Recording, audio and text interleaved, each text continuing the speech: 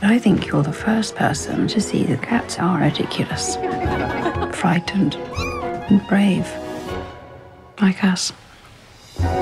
Miss Richardson has had an incredibly positive effect on this family. Were you painting something? Is something funny, Miss Wain? Not at all. I'm going to start with a hard-hitting question. Are you both cat people? Oh, here we go. I mean, we are in secret. We dress up as them. We fetishize them. Yeah. I don't have a cat. I do. Oh my God, don't go there. I love cats, actually. I think they're extraordinary. I'm not a cat or a dog. They're so different to compare. I think I would probably first try owning a dog because I think there's more hands-on stuff, and I don't know. But being on set with them is a different story. As you may have heard me mention in the past in previous interviews, it's a nightmare. I mean, kittens are great. They're sweet. You can fall in love with them, really treat them as a little baby, which we do. We had to, and it's a hugely important relationship to have with that cat. They lick milk from saucers and play with balls of wool. It's all very lovely, and then once they get a little bit older than that, it's a nightmare. Swallowing a swear word. It's really hard, you know. They just don't necessarily want to do anything you need them to do. But Will was right to choose that over animation or VFX for sure. And the upside of it is that when they are there, you are utterly focused on them, like fire or a child. It's just like that's all you can see, and it gives you a very present tense feeling of what you're doing. Great. And Claire, did Benedict behave better than the cats, or were the cats better behaved than Benedict on set? Benedict's always very well behaved, I feel, in life. I go wherever I'm told manners. to. He's very well brought up. Yeah, if someone sounds like an animal clicker, I'm like, what? What would you like me to do? Yeah, he's a very professional person. Yes. I think on the whole, I'd give him a 9 3/4 out of 10 for his behaviour. Cats?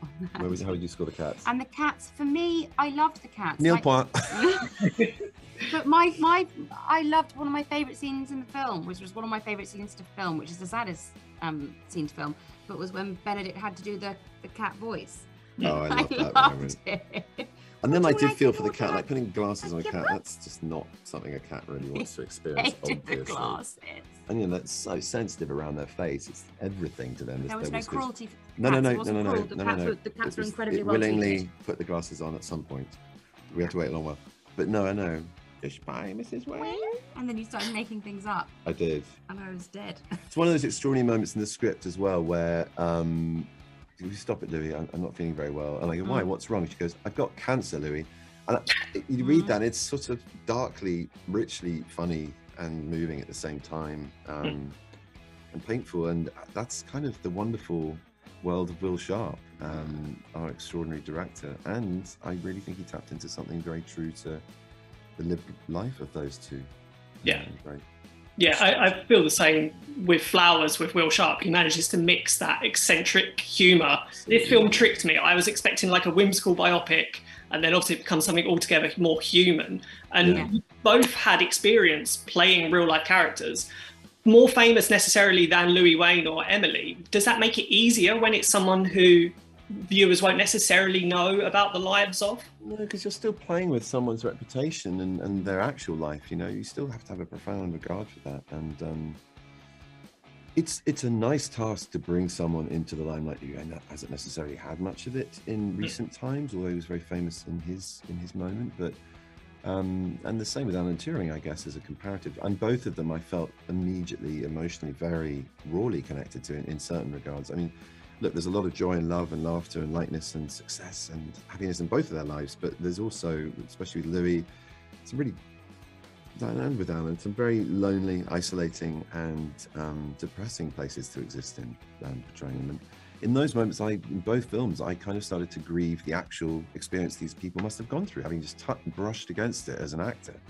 You think, holy shit, you were chemically castrated after helping us win the war, and you know, Louis literally losing his mind in a world that didn't understand him, with no support other than a pauper's asylum to be locked away. And I mean, so that overtakes you. It doesn't necessarily make for good acting. You have to kind of, you know, get the rudder back a little bit, but also lose yourself in it. But I can't deny that some of that losing myself in it was very much bearing witness to what they must have, I guess they must have experienced, you know. And that's a long answer to your question, but I had to about playing lesser or more famous people and the responsibility. I mean, Emily's great, but you know, people know the Queen, as it were.